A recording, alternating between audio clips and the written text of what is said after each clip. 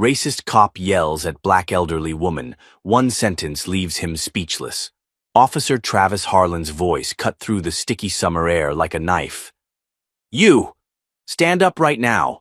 he barked, his tone sharp and commanding, aimed squarely at a woman who hadn't moved an inch.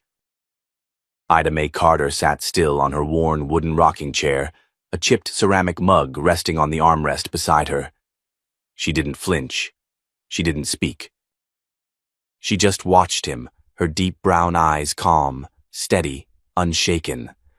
The only movement was the slow, deliberate rocking of her chair, the creak of old wood splitting the thick silence. Travis took a heavy step onto the porch, the boards groaning beneath his boots. His hand hovered dangerously close to his belt, where his holstered weapon sat gleaming under the afternoon sun. Beside him, Officer Kyle Benson shifted nervously, his hand nowhere near his weapon, his face a mask of doubt. "I said, get up!" Travis roared again, loud enough that the neighbors across Willow Street peered out from behind their curtains. Phones lifted into view. One recording had already begun. Ida's voice, when it finally came, was low, deliberate, and wrapped in something far more dangerous than anger. Dignity. "Son," she said, her voice rolling over the porch like slow thunder, "you came barking up the wrong porch today." For a heartbeat, everything froze. Travis blinked, thrown off balance, caught between rage and confusion. Kyle stared at Ida like she had grown 10 feet taller in that chair. Somewhere down the block, a dog barked once, sharply, and then silence fell again. Travis clenched his jaw, his cheeks reddening beneath his neatly trimmed beard. He wasn't used to being challenged, especially not by someone like her, small, old, black, unarmed. He wasn't ready for this. It hadn't started this way when Travis and Kyle received the call. A suspicious elderly woman lingering around the neighborhood, possibly casing houses.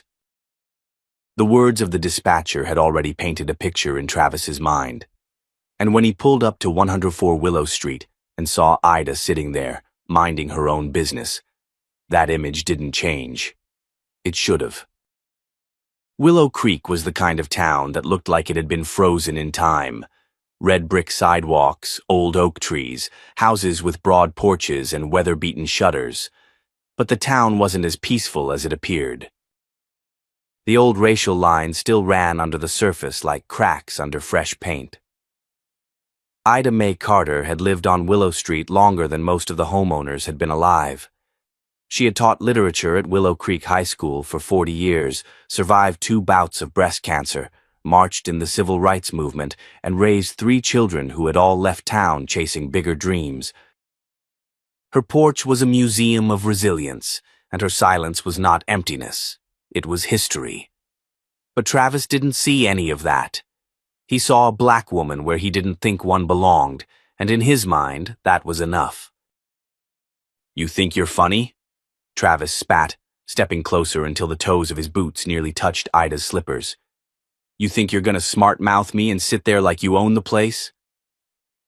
"I do own it," Ida said simply, folding her hands in her lap. "Paid it off before you knew how to tie your shoes." Kyle shifted again. "Travis, maybe we should just—" "Quiet, Benson," Travis snapped without looking back. Across the street, phones stayed raised. A teenage girl whispered loudly, "She's gonna roast him." Ida watched Travis for a long moment, rocking slowly, her gaze unblinking. She could see the anger vibrating off him like heat waves, see the way his hands twitched near his belt, itching for control he didn't deserve. "I'm giving you one more chance," Travis hissed, leaning down so close Ida could smell the coffee and rage on his breath. "Stand up, or I drag you down those steps myself." Ida smiled then. Not wide, not cruel. Just a small, sad smile, the kind you give to someone too foolish to know they've already lost. "You're standing on my porch, yelling at an old woman drinking her tea," she said softly. "What does that make you look like?" Another silence, heavier than the last. Kyle swallowed hard. Someone from across the street muttered under their breath. "Damn!" Travis jerked back as if struck, his face twisting with fury. He opened his mouth, ready to unleash another torrent of orders, but that's when another voice rang out. "Officer!" A deep, commanding tone called from behind the cruiser. Everyone turned. A tall black man in a dark suit was walking toward them, his steps measured, his gaze like steel. His suit jacket fluttered slightly in the humid breeze, revealing a badge clipped to his belt. Travis stiffened, instantly on edge. The man stopped at the foot of the porch, his voice calm but slicing through the tension like a blade. "Is there a problem here?" he asked, his tone making it clear that if there was, it wasn't going to last long. Kyle stumbled over his words. We got a call about—" The man held up one hand. Kyle immediately fell silent. "My name is Eli Carter," he said, slowly flashing his ID. "Deputy Director, Civil Rights Division, Department of Justice."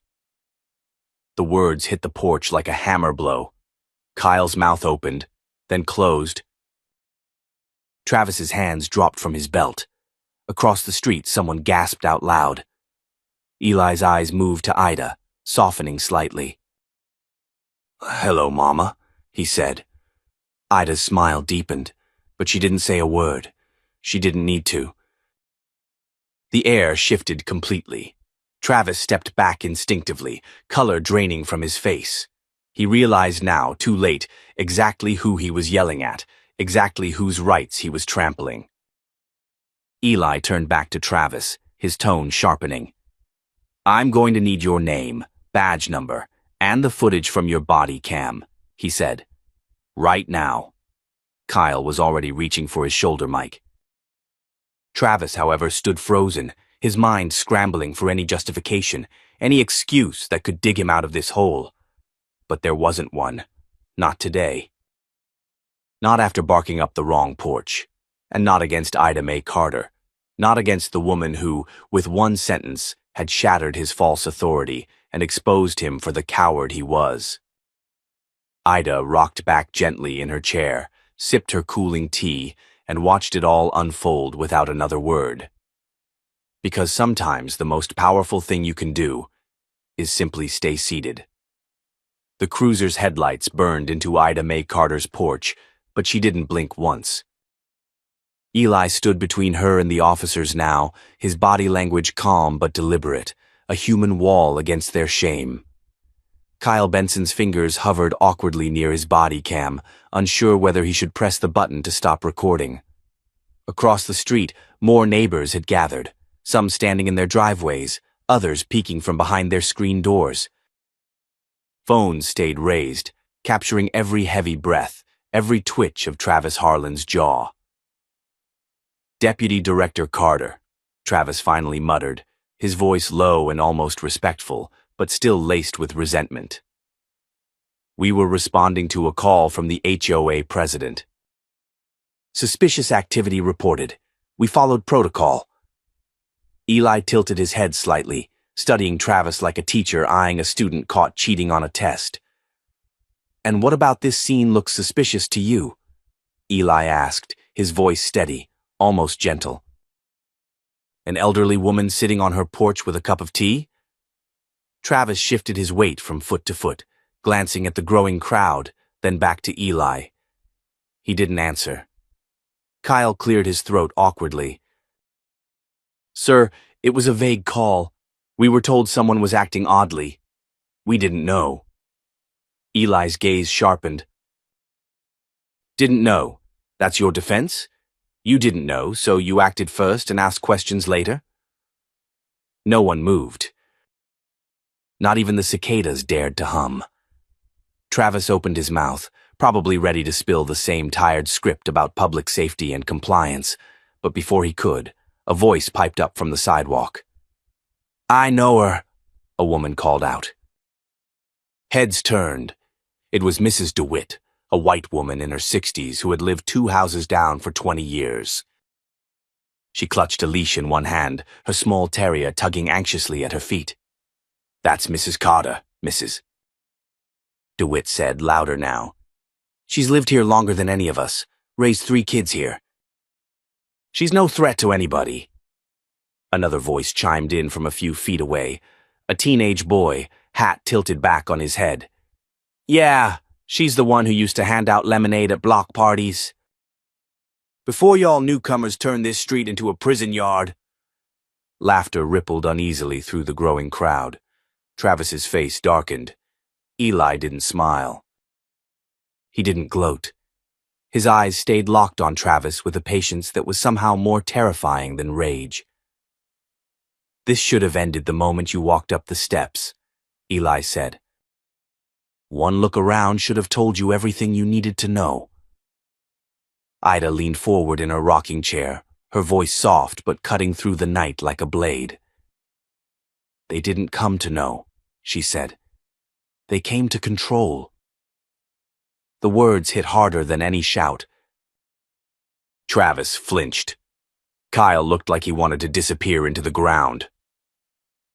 I'm requesting an immediate release of your body cam footage to Internal Affairs, Eli continued, his tone ironclad. And you will both write a full incident report tonight. Detail every action you took, every word you said, under oath. Travis hesitated a second too long. Eli's eyes narrowed. Or would you prefer I call your captain down here right now? With the press? The threat wasn't loud. It didn't need to be. The murmurs from the neighbors, the glint of cell phone screens still filming, the knowledge of who Eli was, it all pressed down on Travis like 1,000 pounds of stone. No, sir, Travis muttered. We'll comply. Good, Eli said simply. He turned to Kyle, who straightened as if saluting. Get the footage. I want it sealed and time-stamped before midnight. Kyle bobbed his head quickly and hurried toward the cruiser. Across the porch, Ida picked up her tea again, her hands steady despite the firestorm swirling around her. Eli stepped closer to his mother. Are you all right, Mama? He asked, his voice soft enough that only she could hear. She looked up at him, pride flickering behind her tired gaze. I'm all right, baby. I've been through worse than a boy balking in a uniform. A small smile ghosted over Eli's face, but it was short-lived. He turned back to Travis. You'll be hearing from the Civil Rights Division, he said. Not just about tonight, about every call you've responded to in this town. Travis's mouth tightened into a thin, bitter line, but he said nothing. Kyle returned a moment later, a flash drive clutched in his hand. He extended it to Eli with an almost trembling motion. Here's the footage, sir, he said. Eli took it carefully, nodding once. Smart move, Officer Benson. It might save your badge. Travis's eyes burned holes into the sidewalk. Behind them, another car pulled up, a nondescript gray sedan. Out stepped 2 more men in suits, badges clipped to their belts. Department of Justice observers. The cavalry had arrived. The message was clear. This wasn't going away. It wasn't going to be swept under some dirty rug in a dusty back room. Travis Harlan's career was crumbling, 1 second at a time. Eli stepped off the porch, moving to confer with the DOJ agents. Kyle hovered awkwardly by the cruiser, and Travis, stripped of his swagger, stood stiffly by the steps, a man realizing too late that authority wasn't armor against truth. Ida rocked back slowly, the chair creaking under her. She gazed out across the street where people had come out of their homes, not just to witness, but to remember. This night would be burned into the memory of Willow Creek. Because tonight, power had barked, and dignity had stayed seated. And 1 sentence had been enough to tear the mask off a lie that had festered for too long. The porch was quieter now, but the night air still pulsed with something heavy, like the aftershock of a distant thunderclap. Ida Mae Carter sat with her hands folded neatly on her lap, the half-empty mug of tea forgotten beside her. Across the lawn, the crowd had started to thin, but the energy, The tension still hung in the spaces between the houses like mist that wouldn't lift. Inside her chest, Ida felt something deeper than anger. It was a weariness she had known for decades, a fatigue that settled in the bones when history refused to change its rhythm no matter how hard you marched, spoke, or stood your ground. Eli Carter stood nearby, speaking in low, clipped tones with the DOJ observers. He moved with a controlled authority that made Travis Harlan look even smaller standing in the background, hands stuffed awkwardly into his belt, eyes darting anywhere but at Ida. A neighbor crossed the street hesitantly, an older black man with a slow, deliberate walk. His name was Mr. Lionel Patterson, a retired railroad worker who had lived in Willow Creek longer than even Ida. He removed his cap as he approached, nodding respectfully. "You all right, Ida?" he asked quietly. She lifted her chin. "I'm all right, Lionel. Been all right a long time before tonight and will be after." Lionel gave a small, almost sad smile. "Saw it all. Watched them boys damn near put their hands on you. Thought about stepping in, but..." He shrugged, guilt creasing his weathered face. "You did what you needed to do," Ida said, her voice softer now. "Bearing witness matters too." From across the street, another neighbor, Mrs. Gaines, waved cautiously, mouthing, "Thank you," without speaking aloud. Ida simply nodded. "Funny," Lionel said, voice thickening, "how the porch used to mean something else." Ida leaned back slightly, the chair rocking beneath her. "Used to be the heart of a home. Place where families laughed, prayed, planned. Now folks treat it like a crime scene if they don't like the color of the one sitting on it." Lionel shook his head slowly, his hand tightening around the cap he twisted in his fingers. "Still proud of you, Ida. Proud you didn't let them take your peace." She smiled faintly, the kind of smile born not from happiness, but from resilience.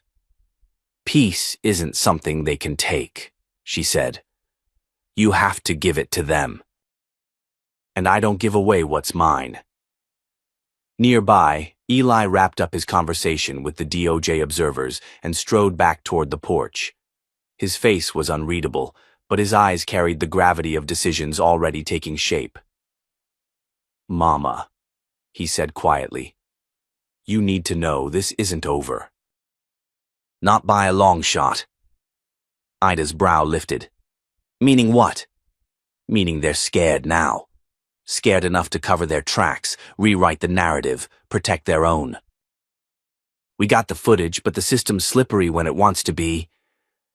Ida gave a low hum deep in her throat, the sound of someone who had seen slippery systems long before her son ever wore a badge. "I've been fighting slippery my whole life, baby," she said. "This ain't new." Eli sat on the edge of the porch, his knees brushing the worn steps. "I know, but now it's my turn to fight it." For a moment, they sat in silence, the breeze stirring the magnolia leaves overhead, carrying the faint scent of late-blooming roses. From down the street, Cassidy Moore, the HOA president, appeared, clutching a clipboard like a shield. Her posture was stiff, her mouth pursed tight enough to crack porcelain. She approached with quick, clicking steps, the eyes of the neighborhood following her like spotlights. Ida watched her come, unmoving, unbothered. Cassidy stopped at the edge of the yard, not daring to set foot on the porch. "I came to apologize," she said, her voice high and brittle. "It was a misunderstanding." A lapse in judgment.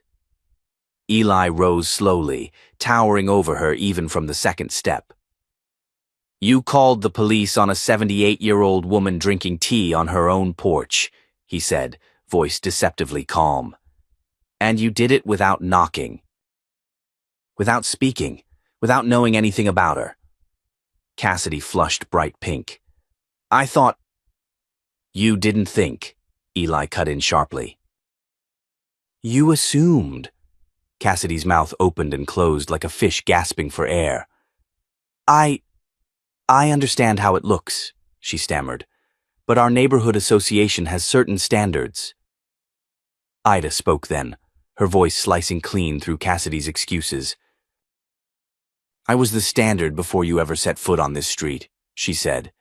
I was here when this neighborhood was built on handshakes and porch lights, not suspicion and phone calls. Cassidy shrank back a step. She glanced at the growing audience, neighbors standing with arms folded, silent judges of her performance.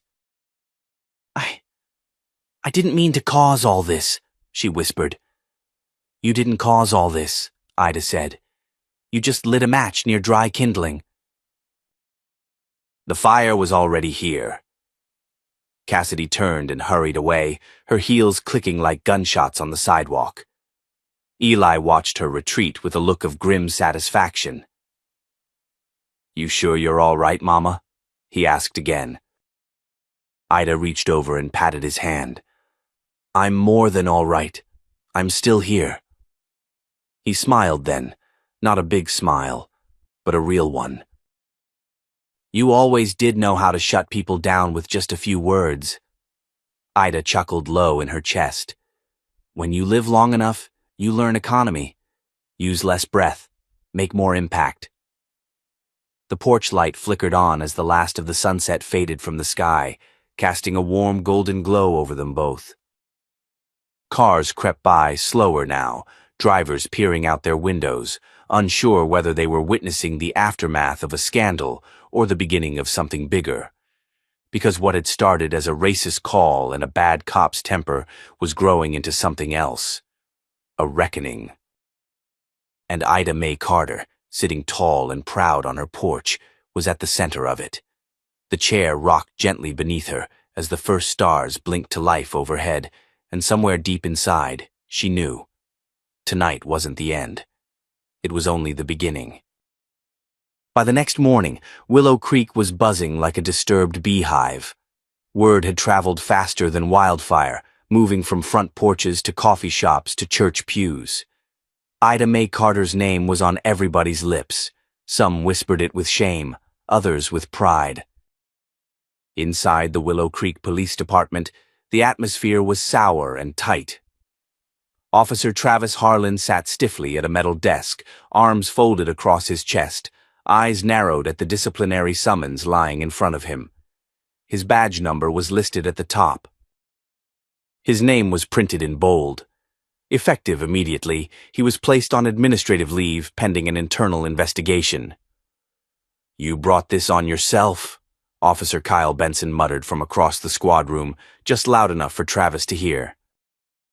Travis shot him a glare sharp enough to cut glass, but Kyle didn't look away this time.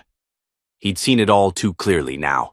The arrogance, the quickness to judge, the hand too close to the holster. Kyle might have been green, but even he knew they had crossed a line. And now the whole town knew it too. Meanwhile, back on Willow Street, a new tension filled the air, heavier than before. Neighbors who had once ignored Ida were now leaving casseroles and flowers on her doorstep like offerings to a reluctant queen. Ida accepted them with polite nods but said little. She had learned a long time ago that apologies wrapped in baked goods didn't erase fear or prejudice. They just sweetened the guilt. Eli Carter sat at her kitchen table, flipping through a thick folder of paperwork while sipping black coffee. His brow furrowed deeper with every page. Mama, he said, glancing up, you need to know something. This wasn't the first time Officer Harlan pulled this stunt. Ida's eyes narrowed slightly. No? No, Eli said grimly. We pulled his previous incident reports. Traffic stops, noise complaints, loitering calls, always the same pattern, always the same kind of suspect, always an escalation where there shouldn't have been one. He slid a few pages across the table. Ida leaned over slowly, her fingers brushing the paper. She saw names she didn't recognize. Young men, older women, even a disabled veteran. All black. all cited for suspicious behavior. "How did no one stop him before?" she asked, her voice low and tight. Eli leaned back in his chair, the old wood creaking beneath him. "Because no one with enough power cared enough to." A long silence stretched between them. Outside, the world moved on. A lawnmower buzzed down the block, a baby cried somewhere, a delivery truck rumbled past. Life, stubborn as ever. Ida tapped one gnarled finger against the paper. "What happens now?" Eli smiled grimly. "Now? We go further than suspension. We push for termination, and if we dig deep enough, maybe even charges. Civil rights violations. Pattern of misconduct. Abuse of authority." "And Cassidy Moore?" Ida asked, not because she cared for the woman's reputation, but because she cared for the roots of the sickness infecting Willow Creek. Eli nodded once. "The DOJ's Community Relations Division is looking into the HOA too. They found emails between Cassidy and other board members. Emails with language. Not exactly subtle." Ida raised an eyebrow. "What kind of language?" "Things like preserving neighborhood character and watching out for unfamiliar elements," Eli said flatly. "The kind of coded nonsense that's ugly once you shine a light on it." Ida sat back in her chair, letting the words settle. She had fought too many battles in her life to believe this would be an easy one. But for the first time in a long time, she felt something more than fatigue in her bones. She felt momentum. Later that afternoon, as Ida sat rocking slowly on her porch, a group of young people approached. 3 girls and 2 boys, teenagers from the nearby high school. They carried handmade signs tucked under their arms, their faces a mix of determination and nervousness. "Mrs. Carter," one of the girls said shyly, stepping forward. "We're organizing a rally for you, for all of us. We just want to say thank you." Ida smiled, a real smile this time, soft but fierce. "You don't need to thank me," she said. "You just need to remember, staying silent doesn't protect you. It just makes you easier to forget." The teens nodded solemnly, the weight of her words settling on their shoulders.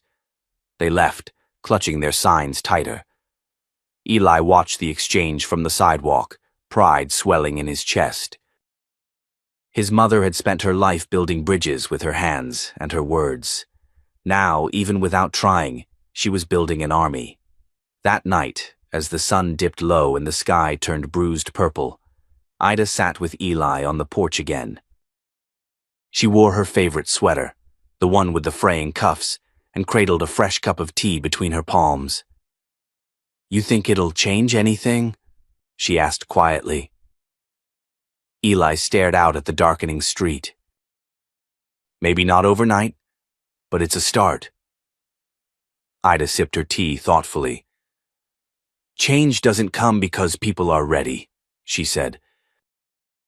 "It comes because somebody finally says no more, and means it." The wind stirred the leaves above them, whispering secrets older than the town itself. Down the block, a single candle flickered to life on a porch. Then another, and another, a silent vigil, a quiet revolution. And Ida Mae Carter, the woman who refused to stand when the world demanded she shrink, rocked slowly back and forth, unbroken, a living testament that one sentence, one stand, could set a whole town trembling. The morning of the rally, Willow Creek didn't look like itself. The streets were lined with cars, sidewalks packed with people holding hand-painted signs. Some signs were bold and angry. Others were soft, pleading for change, but they all had one name in common: Ida Mae Carter. From her porch, Ida could see them gathering, black, white, young, old. Some she recognized from church or the grocery store, others she had never seen before. It stunned her, The way a single moment, a single refusal to be intimidated, had rippled out far beyond her weathered front steps. Eli stood at the end of the walkway, a protective sentinel in a dark jacket and jeans. His face was calm, but his eyes moved constantly, scanning the crowd, reading the energy. He wasn't just her son today, he was her shield. "How you feeling, Mama?" he asked without turning around. Ida adjusted the hem of her sweater, her hands as steady as her heartbeat. "Feeling like I might need another cup of tea before this is all done," she said with a small, dry smile. Eli chuckled under his breath. "You might be the calmest person in town right now." She rocked gently. "When you've seen enough storms, you stop being impressed by thunder." At the far end of the street, a handful of uniformed police officers stood in a tight knot, speaking low among themselves. They weren't there to antagonize, not today. Too many cameras. Too many witnesses. Still, their presence reminded everyone why they had gathered in the first place. Travis Harlan was not among them. Rumors had already spread that he was holed up at home, under orders to stay off duty and out of sight. Some said he had hired a lawyer. Others said he planned to resign before the hammer could fall. Either way, he had become a ghost in his own town. But Ida knew better than to think ghosts disappeared that easily. A makeshift podium had been set up across the street, and a young woman stepped up to the microphone. Her voice trembled at first, then grew stronger. "We're here today because we refuse to be invisible," she said. "We refuse to be silenced, or dismissed, or treated like strangers in our own homes." The crowd roared in approval. "We stand with Mrs. Ida Mae Carter," she continued, her voice shaking now with passion. "We stand with every person who has ever been made to feel small just for existing." Ida listened quietly, her heart swelling and breaking at the same time. This was bigger than her now. It always had been. Eli walked back up the steps and crouched beside her chair. "They're asking if you want to say something," he said. Ida looked at him, one brow raised. "You think they're ready for an old lady who doesn't mince her words?" Eli smiled. "I think they came here hoping for exactly that." She sat for a long moment, feeling the weight of the years settle over her. Then, with a deep breath, she pushed herself up from the chair. The crowd quieted as she crossed the street, each step slow but deliberate. It wasn't just age that made her move carefully. It was purpose. At the podium, Ida gripped the edges tightly. The mic squeaked a little as she leaned in. "When I was a little girl," she began, her voice rich and low, "they told us to stay quiet. They told us to keep our heads down. They told us to be grateful for scraps and silence." She paused, scanning the sea of faces, watching their breath catch in the chilly morning air. "But I learned something they didn't want me to learn," she said. "I learned that every time you stay seated, every time you stay silent, every time you shrink yourself to make others comfortable, you lose a piece of yourself. And I decided a long time ago that I would not lose myself for anyone." Applause rippled through the crowd, some clapping, others wiping tears. "I didn't sit on that porch to make a statement," Ida said. "I sat there because it was mine. My home, my peace, my right. And if the sight of an old black woman sipping tea makes somebody call the police, then maybe the problem isn't with me. Maybe the problem is what they see when they look at me." The applause grew louder. "I am not a threat," Ida said, her voice rising. "I am not a problem to be solved. I am not a mistake that needs correcting. I am a citizen. I am a neighbor. I am a mother. I am a teacher. And I am here to stay." The roar of the crowd shook the windows of the nearby houses. For a moment, Even the police officers standing guard lowered their heads, the weight of her words pressing down on them too. Ida stepped back from the mic, her body trembling slightly, not from fear but from the sheer force of what she had carried all these years finally released into the world. Eli caught her as she descended the steps, steadying her with one hand on her elbow. "You were perfect," he murmured. "No," Ida said softly. "I was honest. That's enough." As the rally continued, reporters shoved microphones at organizers, teens handed out water bottles, and signs bobbed up and down like waves in a restless ocean. Across town, inside a modest, aging house, Travis Harlan sat slumped on his couch, a beer sweating in his hand. The news coverage played on the TV in front of him, but he wasn't watching. He was staring at the cracked floorboards under his boots. Every word Ida had spoken played back in his mind, louder than the television. For the first time, he realized he wasn't the man he thought he was. He wasn't the protector. He was the threat. And there, in the dim flicker of a failing living room lamp, Travis Harlan knew he would never wear a badge again. Back on Willow Street, Ida returned to her porch, lowering herself carefully into her chair. She set her tea down beside her and picked up the old crossword puzzle she had started the day before. The world kept spinning. The fight kept raging. But for tonight, for this one small moment, dignity had claimed its rightful place. And Ida Mae Carter, steady, strong, and unbent, rocked on. The official report came down late on a Thursday afternoon, tucked between political headlines and weather alerts on the local news site.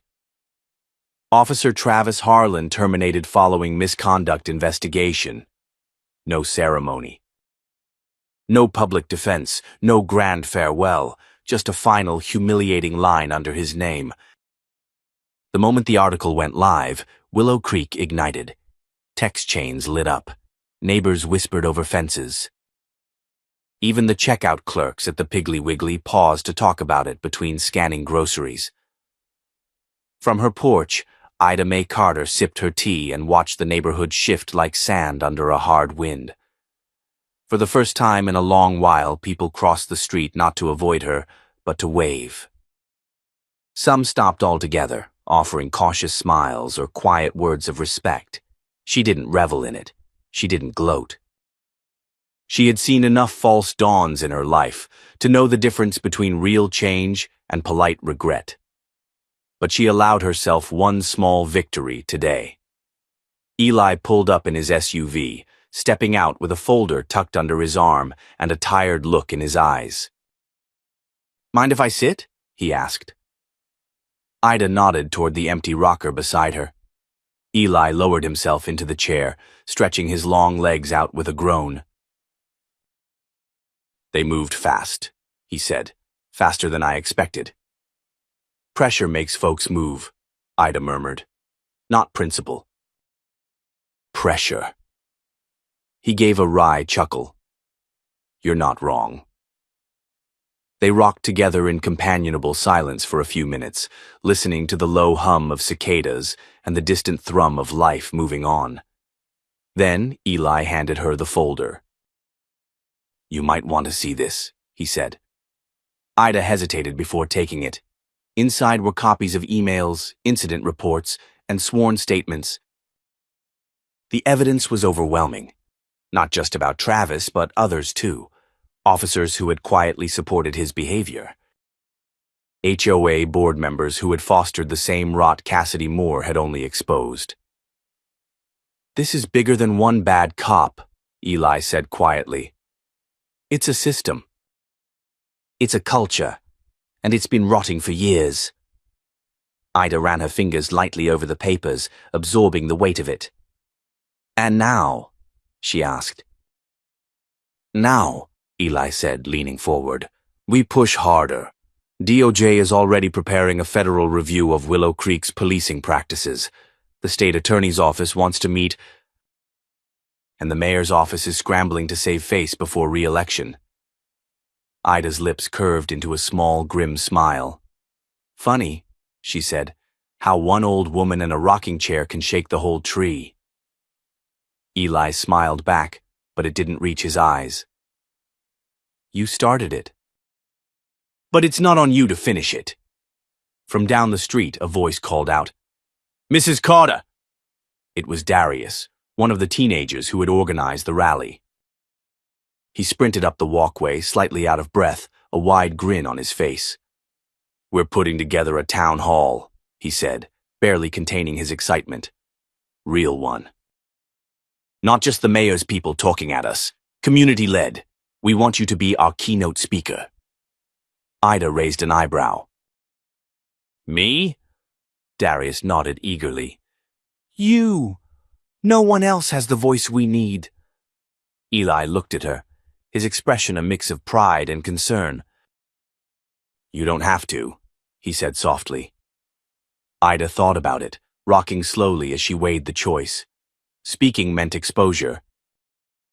It meant responsibility. It meant standing up in a way she had spent most of her life quietly resisting. But it also meant lighting a path for those who came after her. She looked at Darius, at the fire in his young eyes, and nodded once. I'll be there, she said. Darius whooped and took off back toward his friends, already spreading the news. Eli shook his head, smiling.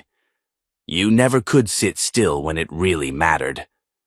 Ida laughed, a deep, warm sound that rolled across the porch like thunder on a hot night. Maybe, she said. But sometimes sitting still is the loudest thing you can do, and sometimes standing up, well, that's when the real storm begins. That night, as the sun dipped low and the sky turned molten gold, Eli stayed on the porch long after Ida went inside. He sat alone, watching the streetlights flicker on, one by one. He knew the fight wasn't over, not by a long shot, but tonight, for the first time, it didn't feel like a losing battle. Across town, Cassidy Moore tendered her resignation from the HOA board under heavy pressure.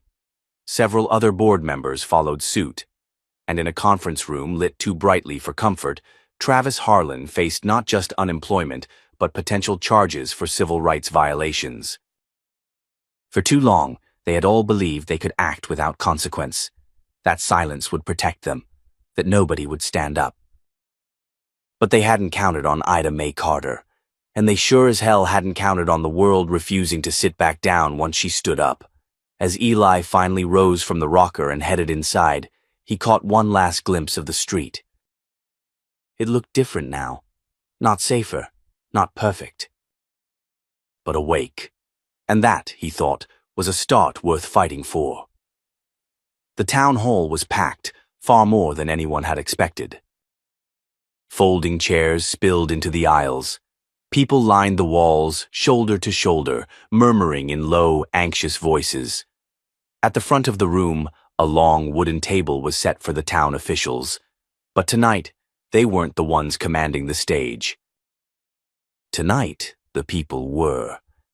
Ida Mae Carter sat quietly in the second row, her cane resting against her knee, hands folded neatly in her lap. She wore a simple navy blue dress, a string of worn pearls at her throat. She didn't need anything more.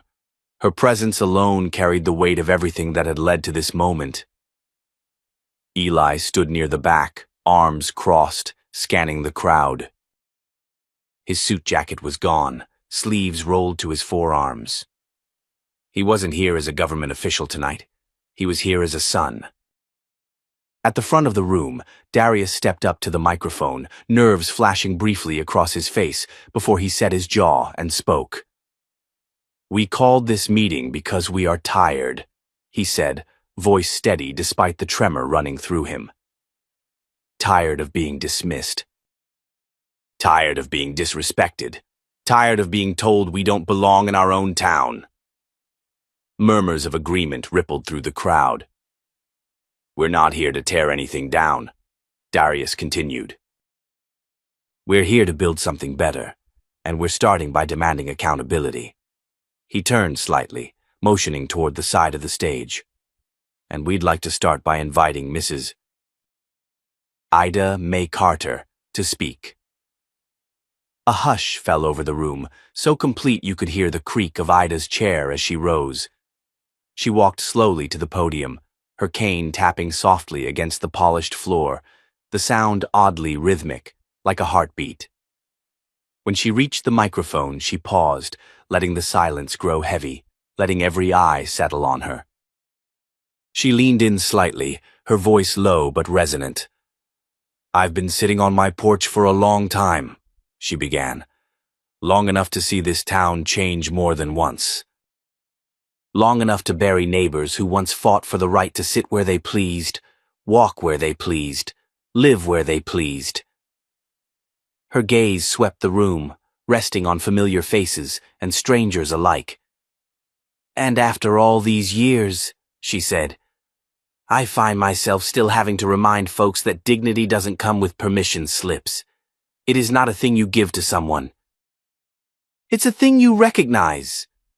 A few people nodded, murmuring agreement. "When Officer Harlan approached me," she continued, her voice tightening just slightly, "he didn't see a neighbor. He didn't see a citizen. He saw a threat, a problem, a mistake to be corrected." She paused, letting the words sink deep. "And all it took to show him how wrong he was for me to stay exactly where I was." The room broke into applause, not thunderous, but steady and sure, like the rising of a tide. Ida held up one hand, and the room quieted again. "But this isn't just about one officer," she said. "It's about every handshake that never happened, every porch light that went dark because someone didn't feel welcome, every child who grows up thinking silence will protect them." She straightened, her voice ringing clear now. "I stayed seated so that you would have a place to stand." For a moment, there was nothing but the sound of breathing, of hearts thudding in chests. Then the applause erupted, loud and raw, people rising to their feet, clapping until their hands ached. Eli felt his chest tighten as he watched his mother stand at the center of it all, a storm wrapped in grace. The mayor approached the microphone next, his face drawn and pale. He cleared his throat. "We want to express our deepest regret for what Mrs.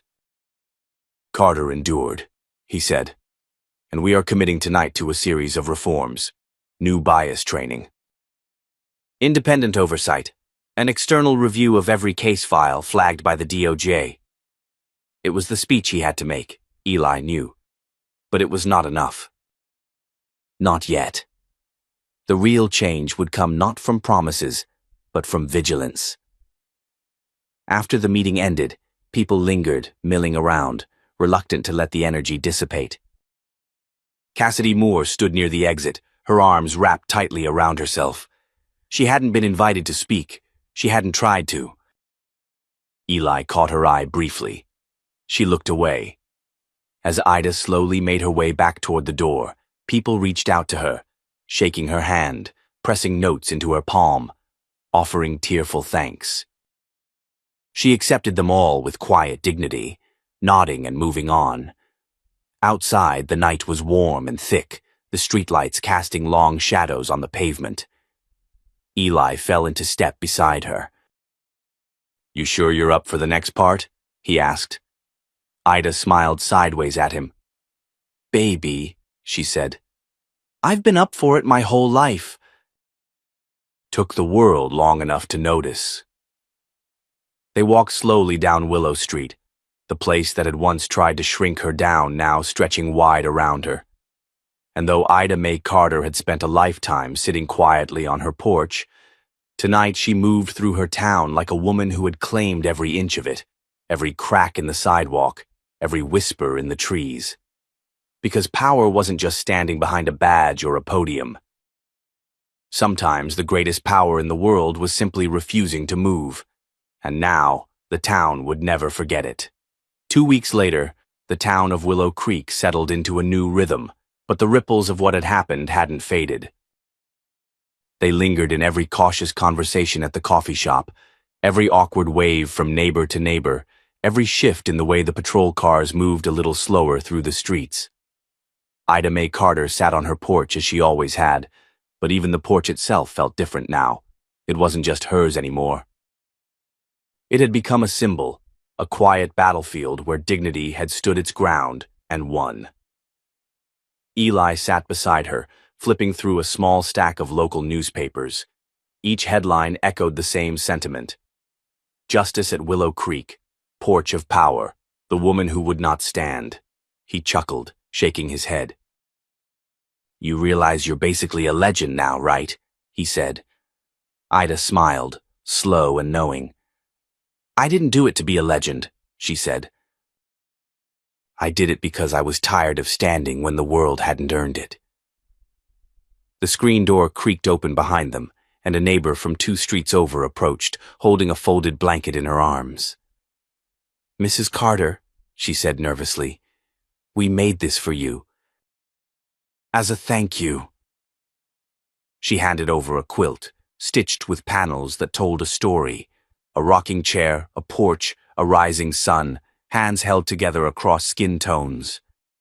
Ida traced one finger gently across the fabric.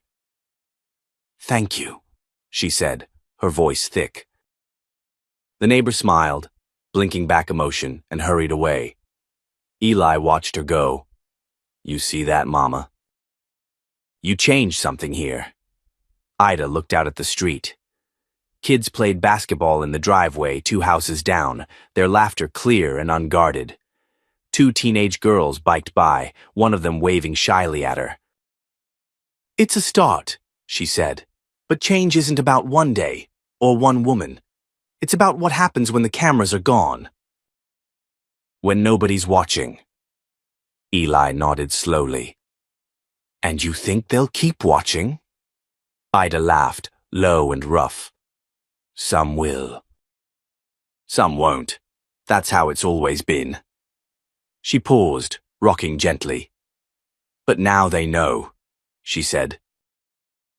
"They know that silence isn't the same as peace. They know that dignity sits right out here on a rocking chair and doesn't move for anyone."